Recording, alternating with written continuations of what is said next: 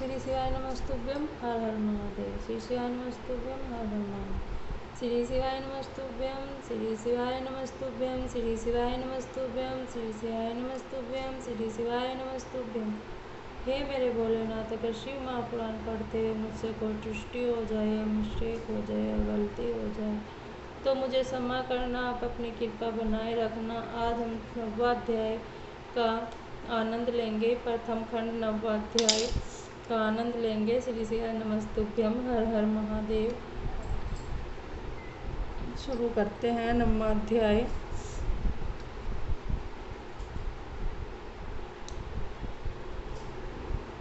ब्रह्मा जी बोले, हे नारद, भगवान सदाशिव की आज्ञा पाकर विष्णु भी कुछ देर पश्चात अंतर्ध्यान हो गए और उन्होंने संपूर्ण लोक को ब्रह्मांड से पृथक कर दिया। अस्तु, उन्हीं सदाशिव की कृपा से शक्ति को प्राप्त कर मैंने ब्रह्मांड अर्थात सर्वोत्तम सृष्टि को उत्पन्न किया। अब मैं तुमसे जीवों की उत्पत्ति का वर्णन करता हूँ कि वे प्रकृति और पुरुष द्वारा किस प्रकार उत्पन्न होते हैं। जब भगवान सदाशिव तथा उनकी परम शक्ति प्रकृति ने इच्छा की तो उनकी इच्छा द्वारा सर्वप्रथम बुद्धि की उत्पत्ति हुई। उस महत्त्व से अहंकार एवं अहंकार से सतोगुण, रजोगुण तथा तमोगुण की उत्पत्ति हुई। इन तीन गुणों द्वारा पृथ्वी एवं आकाश उत्पन्न हुए। इसी प्रकार कर्मानुसार देवता, मनुष्य आदि योनियों की उत्पत्ति हुई।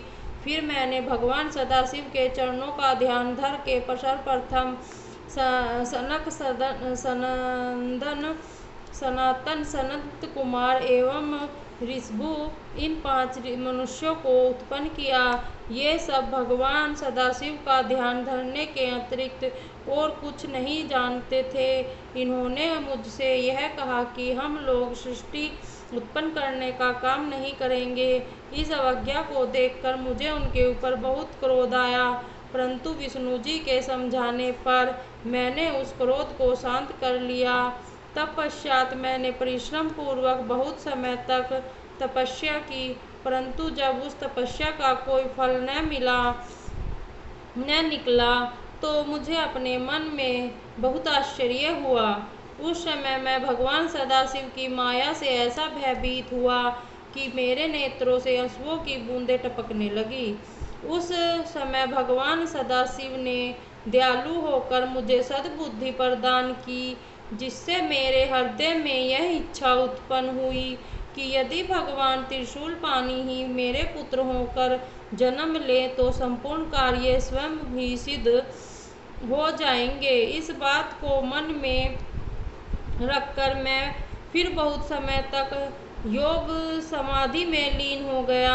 मेरी उस तपस्या से भगवान सदाशिव अत्यंत प्रसन्न हुए और सृष्टि की वृद्धि करने के लिए उन्होंने मेरी बोहे के निचले भाग से अवतार ग्रहण किया।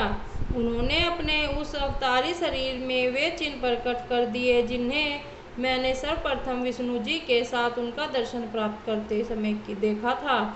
इसी प्रकार उन्होंने मेरी सहायता करने के हेतु अवतार ग्रहण किया है। श्री शिवाय नमस्तुभ्यं हर हर महादेव। नवमाध्याय का आनंद लिया है आज हमने। अब हम 10वां अध्याय का आनंद लेंगे।